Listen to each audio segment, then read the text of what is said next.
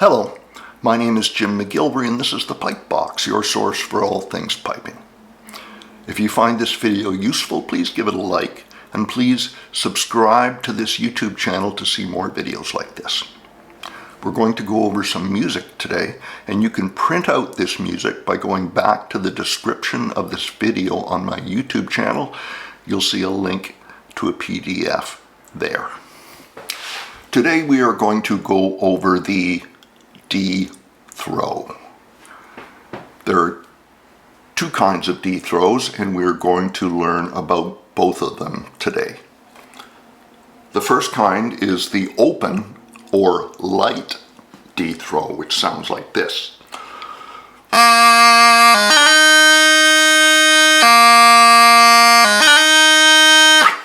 And then there's the closed or heavy D throw, which sounds like this.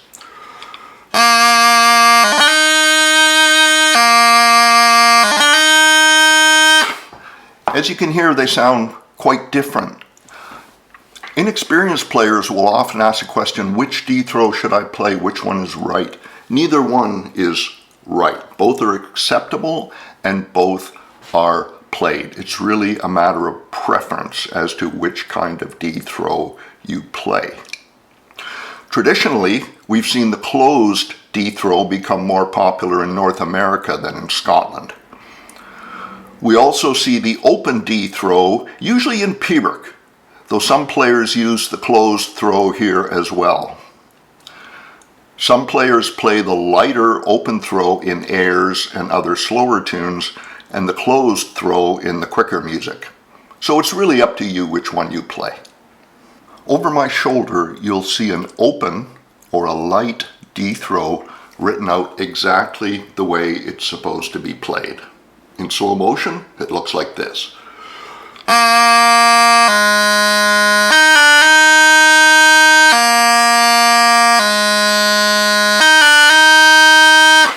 I like to think of it a little differently. I like to think of it like this.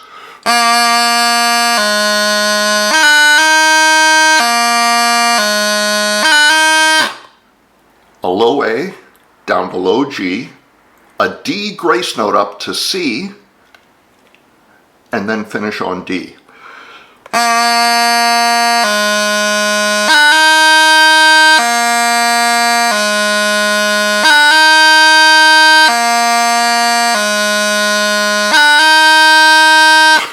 I have an exercise that will help you work on your open D throw. Let's have a look at the whole exercise just for a moment.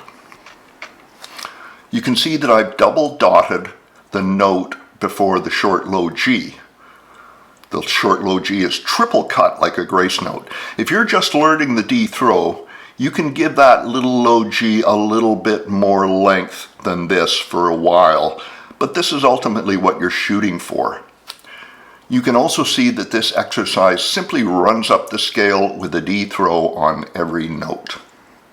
As you are doing this, as you're running up the scale, make sure that fingers that should hit the chanter at the same time are in fact doing so. For example, if I'm playing a D throw from E, my E finger and my low G finger are going to hit the chanter at exactly the same time, and then the D throw will follow.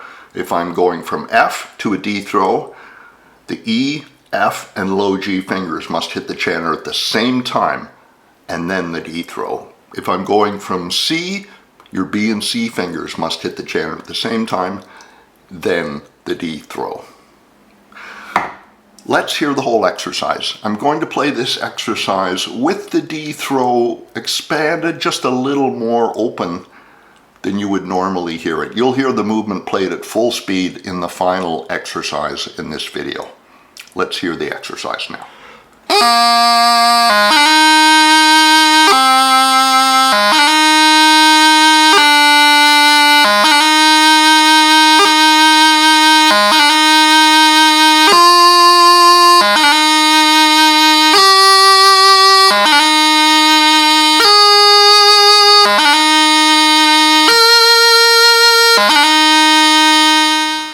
Remember, as I said, to give the low G a little bit of length, and to make sure fingers that are supposed to be hitting the chamber at the same time are in fact doing so.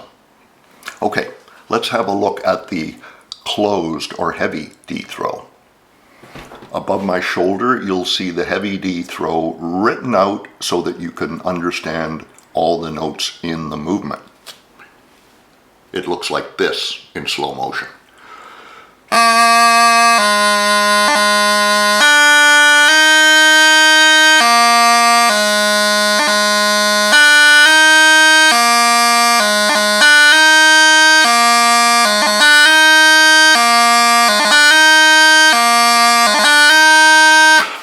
Sometimes this is called the grip method of playing a D throw because there's a small grip right in the middle of it.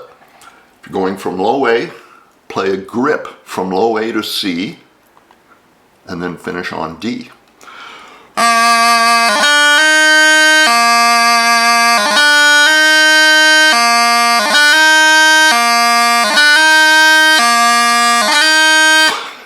Let's have a look at our closed D throw exercise for a minute.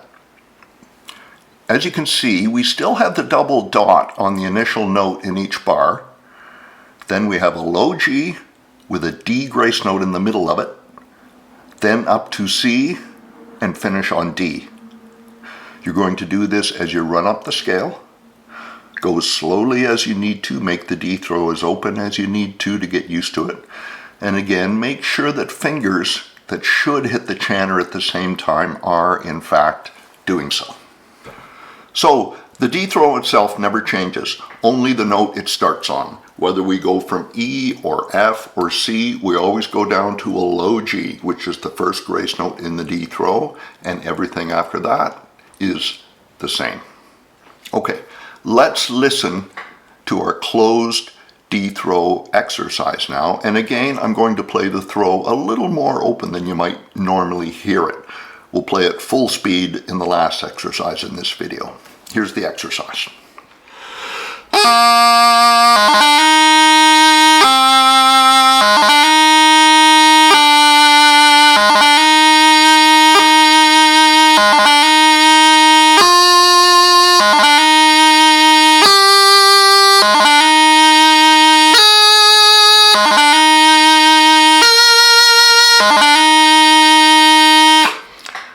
I'm going to give you a final exercise right now, and I'm going to play it twice.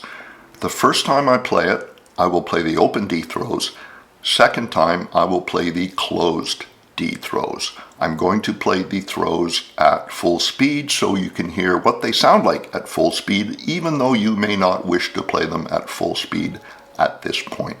You may choose one throw or the other, or you may practice both.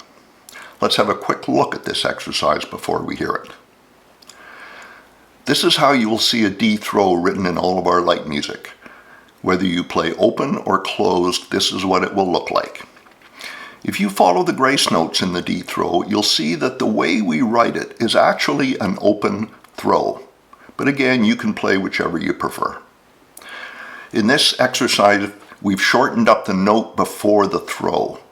In pipe music, you will often be asked to play a D throw after a short note, and you need to be able to do this. Again, as you go up the scale, make sure that fingers that should hit the chanter at the same time are doing so. Okay, let's listen to the open D throw exercise.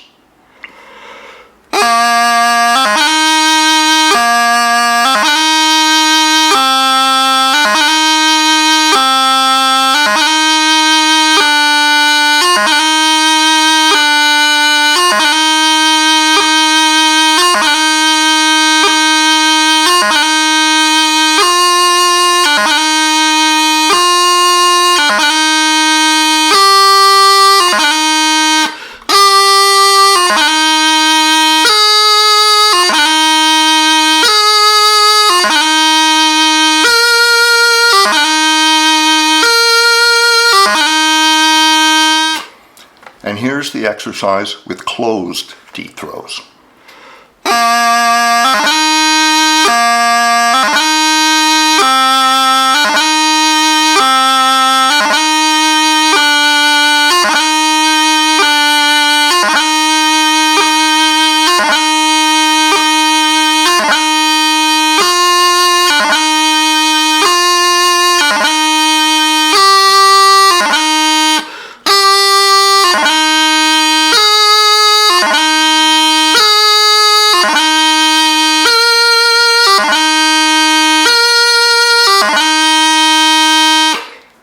talked about the D throw mostly as it appears in light music.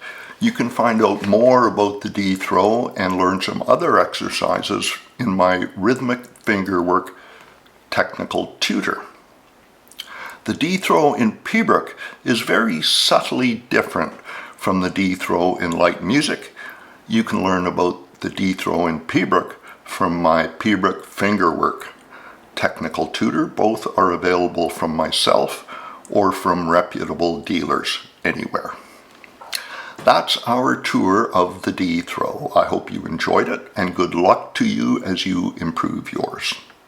From me, Jim McGillivray at the Pipe Box, good piping.